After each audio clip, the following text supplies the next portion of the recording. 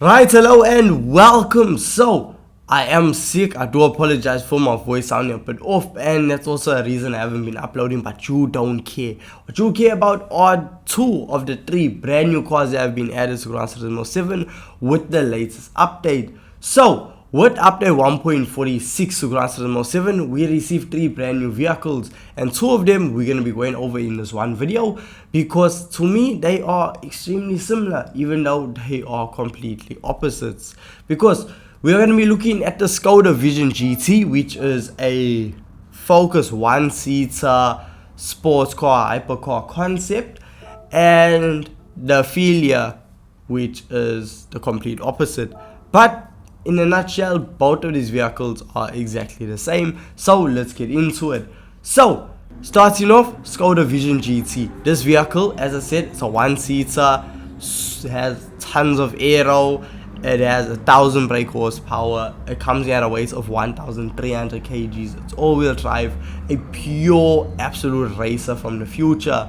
Now, what I do like about this vehicle is that they have inspiration from a previous or a classic Skoda race car they actually ran at Le Mans and tried to put a modern twist to it by just taking elements of that classic racer. Now, my thing is, when you actually get behind the wheel of this vehicle, yes, you can feel it's fast, and around Chaos Driving Park it is setting lap times around the 1 minute 27 second mark, which isn't too bad. Now the thing is, when it comes to purchasing this vehicle, you can get it from Gran Central for 1 million credits. Now 1 million credits, you can do quite a bit with that money. So does this vehicle feel like it's worth 1 million credits? Yes and no, because when we use it down the straightaway, it's fantastic. It gains speed incredibly well, and we find ourselves hitting 300 kilometers per hour like that with absolutely no issue. However, when it comes to cornering, I actually found bits of understeer which caught me off guard, but then I remembered, yes, the vehicle is all-wheel drive.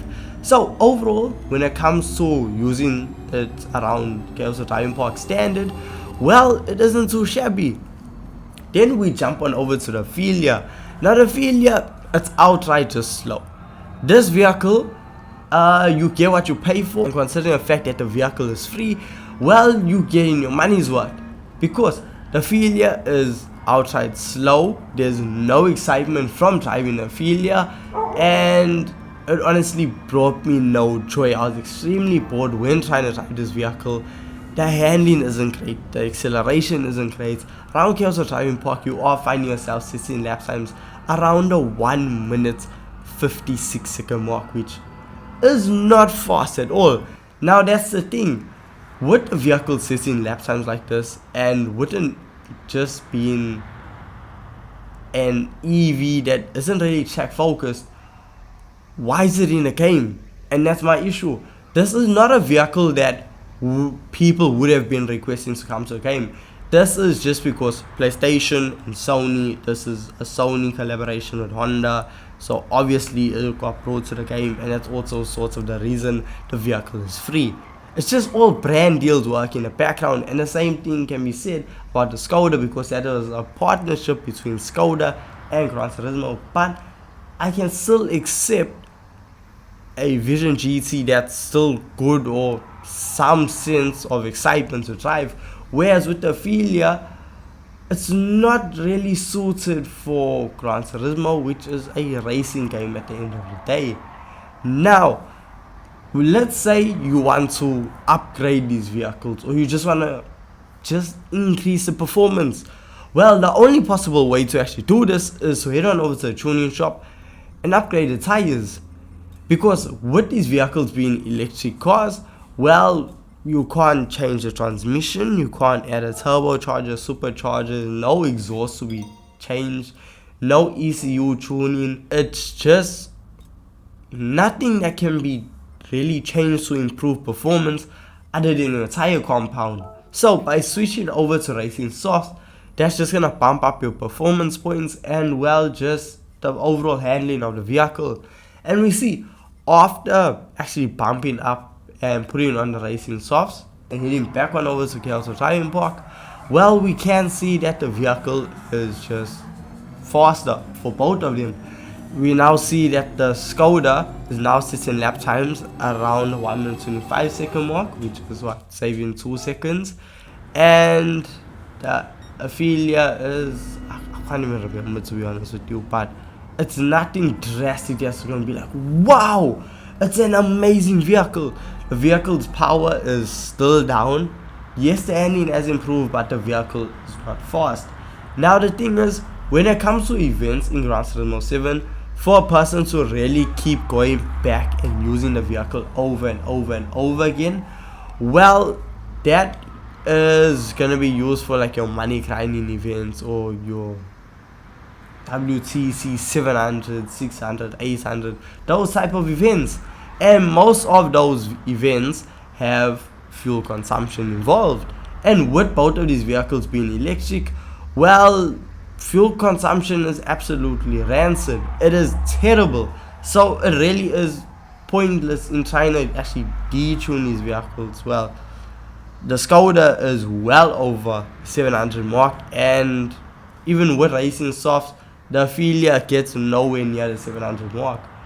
I don't really see a use for these vehicles being in the game, but I can see, okay, why they were added. There are events that these vehicles can participate in, and even on the hardest difficulty, I was able to get wins in these vehicles, which means, okay, look, maybe they aren't useless, they are bringing variety to the game, which is what Gran Turismo is about. I mean, if we look back at Gran Turismo 4, it had some wacky cars. I mean, if we look back at what that 3-wheel Mercedes-Benz, like the oldest car in the game, no one really thought, yeah, this is a racing game, this shouldn't be here. So it kind of works the same way with them adding futuristic cars. So yes, I see why people may not be a fan or happy with these vehicles being added to a game.